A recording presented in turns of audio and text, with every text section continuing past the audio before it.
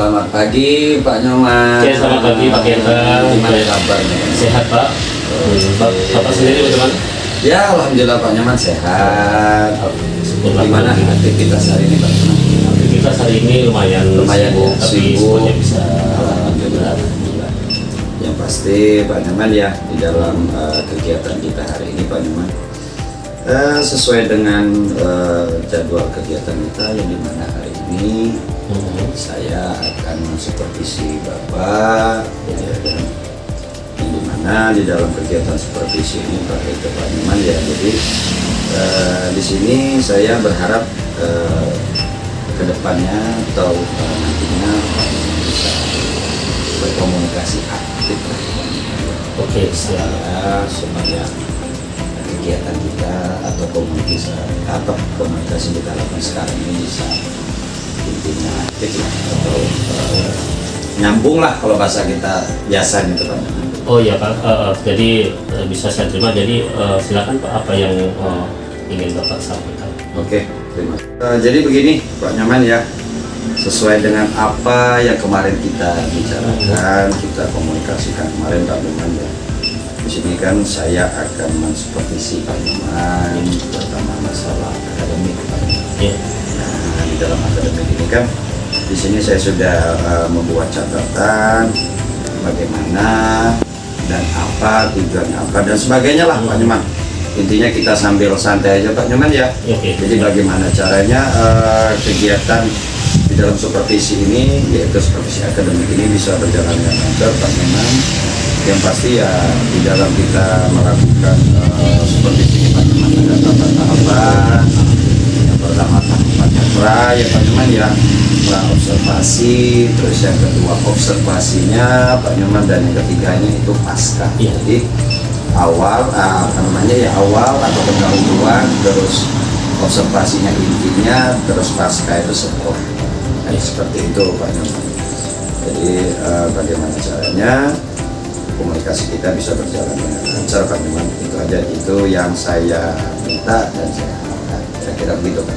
Oh ya Pak, dari percakapan pra observasi ini tentunya nantinya saya berharap ketika disupervisi oleh Bapak, termasuk apa saja yang akan saya siapkan ya, yang mau dilaksanakan, dan pada saat nanti menghadapi observasi dari Bapak. Jadi tentu saya mohon jelasannya sesuai dari apa yang nanti saya harapkan. Oke, terima kasih Pak.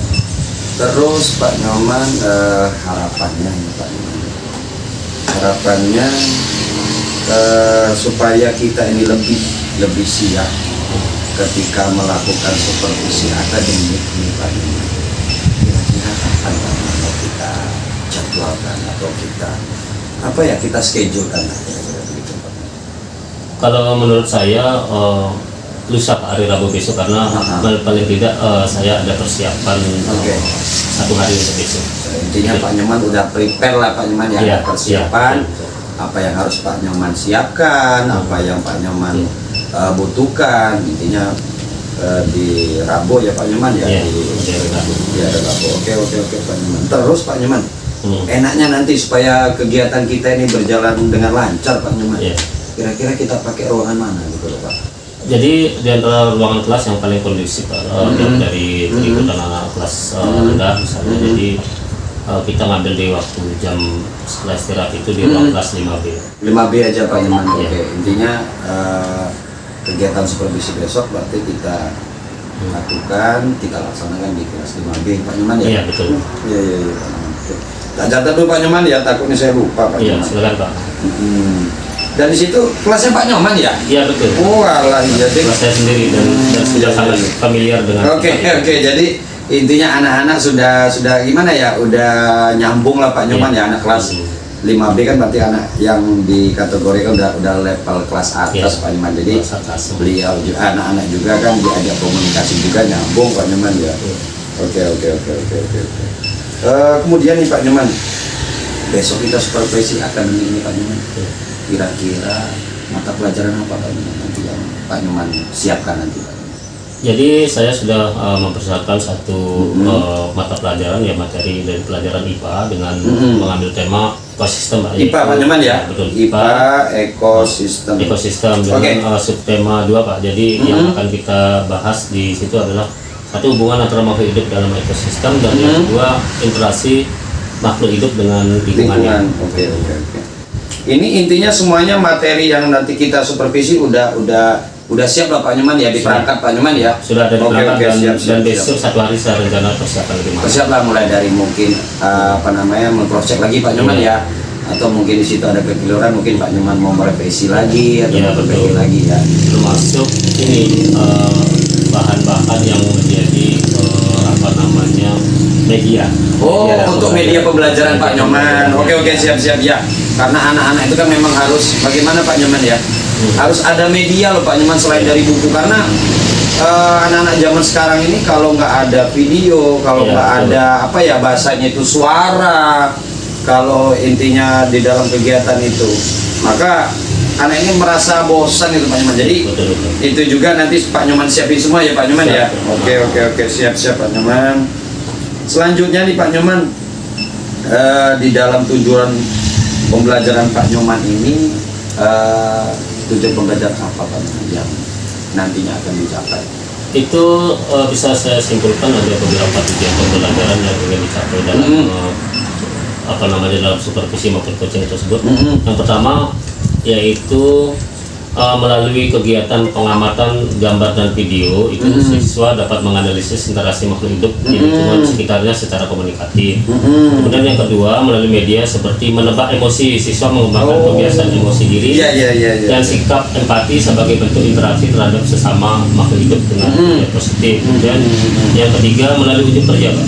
Jadi siswa dapat menyajikan hasil pengamatan terhadap interaksi makhluk hidup dengan lingkungan sekitarnya. Dan yang keempat, melalui jurnal detektif sains, yaitu siswa merefleksikan pengalamannya yang diperoleh setelah menyajikan karya pengamatan makhluk hidup di lingkungannya dengan nyata atau jujur. Apa yang dia lihat itulah yang dijelaskan. Itu Pak. Oke, sip Pak Nyoman. Intinya ini sudah Pak Nyoman siapin semua ya, berarti Pak Nyoman sudah matang lah ya dalam nanti kita melakukan supervisi akademik ini Pak Nyoman ya. Mudah-mudahan Pak. Oke, siap Pak Nyoman. Jadi di sini sambil saya nyatet Pak Nyoman. Ya, silakan. Ya, nggak apa-apa Pak Nyoman ya. Oke. Kalau terlewatkan bisa saling ingatkan. Berarti dari apa yang Pak Nyoman sampaikan tadi Pak Nyoman, berarti nanti Pak Nyoman itu menyediakan dong berarti peralatan-peralatan ya, seperti ya perangkat Pak Nyoman ini, terus mungkin salon ya, audiovisual maksud Pak Nyoman itu salon ya, bergerak dan suara. Betul. Intinya nyiapin proyektor juga Pak Nyoman ya. Itu karena nanti Pak Nyoman berarti akan menampilkan ya Pak Nyoman ya sebuah mungkin video ataupun mungkin apalah gitu Pak Nyoman ya. Oke. Yang dimana video yang nanti Pak Nyoman tampilkan itu mengenai materi Pak Nyoman ini tadi ya, mengenai mata pelajaran IPA ini tadi Pak Nyoman, yaitu di sains gitu. Oke, siap Pak Nyoman. Oke, terus Pak Nyoman selanjutnya nih, pengembangan yang ingin atau yang akan Pak Nyoman capai gitu Pak Nyoman di dalam kegiatan pembelajaran ini, kira-kira apa ya Pak? Ini baru sebatas harapan Pak yang kita capai dari pengembangan yang ingin dicapai dan pelajaran. Mudah-mudahan harapannya saya bisa mengakomodir kebutuhan belajar murid. Yang pertama mengakomodir apa tadi yang diperlukan sesuai kebutuhannya. Kemudian yang kedua bisa mengembangkan kompetensi saya sebagai guru.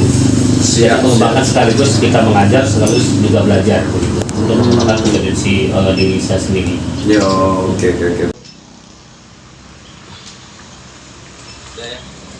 Pak Nyoman, kita lanjutin lagi ya Pak ya. Oh iya Pak, silakan Pak. Intinya Pak Nyoman mau sambil minum. Oke. Iya, terima kasih. Menikmatin jajanan. Dinikmatin. Terima kasih Pak. Oke, lanjut Pak Nyoman. Di dalam nanti Pak Nyoman melakukan kegiatan observasi akademik ini Pak Nyoman ya. Tentu kan Pak Nyoman akan menyiapkan strategi ini. Iya, betul. Nah, kira-kira strategi apa yang nanti akan Pak Nyoman lakukan atau Pak Nyoman terapkan nanti Pak Nyoman? dalam proses coaching di hari Rabu lusa Pak Nyoman ya? Ya. Di kelas 5B kan Pak ya? Iya, Karena betul. tadi soalnya aku udah mencatat. Ya. Nah itu gimana Pak? Jadi mungkin ini agak berbeda karena di dalam penerapan pada waktu coaching nanti saya akan mulai menggunakan atau terapkan dengan RPP yang berdiferensiasi. Berdiferensiasi. Oke, siap Pak Nyoman. Berdiferensiasi Pak. Ya. Jadi di dalam nanti Pak Nyoman melakukan kegiatan apa namanya observasi atau di dalam proses nanti Pak Nyoman coaching ini intinya sampai Pak Nyoman menggunakan RPP berdiferensiasi Pak Nyoman ya. Iya. Berarti RPP tersebut memang betul-betul untuk memenuhi Pak Nyoman ya kebutuhan-kebutuhan peserta didik kita Pak Nyoman. Iya Pak, berdiferensiasi itu artinya kan sesuatu yang berbeda sesuai kemampuannya. Jadi mudah-mudahan dengan ini kebutuhan murid itu bisa diakomodir melalui RPP yang berdiferensiasi. Ya betul Pak Nyoman, karena peserta didik itu kan antara peserta Iya. didik A, B, C mereka kan berbeda-beda Betul, Pak Nyoman ya, pola pembelajaran mereka ya. Iya. Otomatis Pak Nyoman juga harus menyiapkan juga strategi-strategi Pak Nyoman ya supaya kegiatan yang nanti Pak Nyoman lakukan bisa berjalan lancar Pak Nyoman. Oke siap Pak Nyoman. Terus selanjutnya nih Pak Nyoman. Iya Pak. Nanti Pak Nyoman di dalam melakukan ini atau di dalam melaksanakan ini Pak Nyoman ya terkait di dalam proses atau pelaksanaan pembelajaran nanti Pak Nyoman ya, yang dimana itu kita akan menerapkan atau kita akan mempraktikkan yang namanya pembelajaran berdiferensiasi. Kira-kira pelaksanaannya bagaimana dalam proses pembelajaran nanti? Jadi dalam proses berdiferensiasi tadi ada beberapa pembelajaran. hal yang saya lakukan mulai hari ini Pak. Betul. Yang pertama, saya akan mengidentifikasi peserta didik melalui asesmen diagnostik, yaitu sebuah kegiatan yang berupa pertanyaan-pertanyaan pemantik, yang memancing anak supaya mengeluarkan ide-ide jawabannya. Ide-ide betul. Jadi di awal pelajaran saya berikan pertanyaan pemantik, kemudian dari hasil asesmen diagnostik ini saya akan mengelompokkan murid. Jadi mana murid-murid yang tergolong mampu akan belajar secara mandiri, tetapi tetap dalam kelompok. Kemudian untuk murid yang hasil asesmennya kurang, akan saya kelompokkan tersendiri karena kelompok ini nantinya akan memerlukan bimbingan yang lebih lanjut daripada kelompok yang satu tadi. Nah, dan perlu di kelompok 2 ini yang asesmennya kurang ini perlu pendampingan atau waktu yang lebih untuk mereka selanjutnya. Jadi begitu Pak strategi. Oke. Jadi di sini dari apa yang Pak Nyoman jelaskan dari Pak Nyoman ya, sudah saya catat poin-poin utamanya Pak Nyoman. Berarti Pak Nyoman nanti ya di dalam melaksanakan kegiatan ini berarti Pak Nyoman menggunakan asesmen diagnostik ya. Yang dimana di asesmen diagnostik ini kita berarti mengelompokkan Pak Nyoman yang mana peserta didik yang mampu, mana peserta didik yang mungkin kategori sedang dan bawah atau yang tidak mampu tadi. Tetapi di dalam konteks tetap di dalam satu kelompok besar kira-kira gitu. Berarti Pak Nyoman nanti akan mengkelompokkan di kelompok kecil-kecil lah Pak Nyoman ya, tapi tetap dalam kelompok besar. Oke, siap Pak Nyoman. Nah, terus di sini Pak Nyoman, kalau ada mungkin peserta didik itu dia ini kurang mampu Pak Nyoman. Nah, di dalam melakukan atau ada juga nantinya pendampingan khusus nggak Pak Nyoman kira-kira? Jadi ada sedikit yang khusus Pak, khususnya untuk murid yang mampu itu ada yang kurang mampu ada pendampingan yang khusus Gitu Pak Nyoman. Seperti pendampingnya saya sendiri Pak.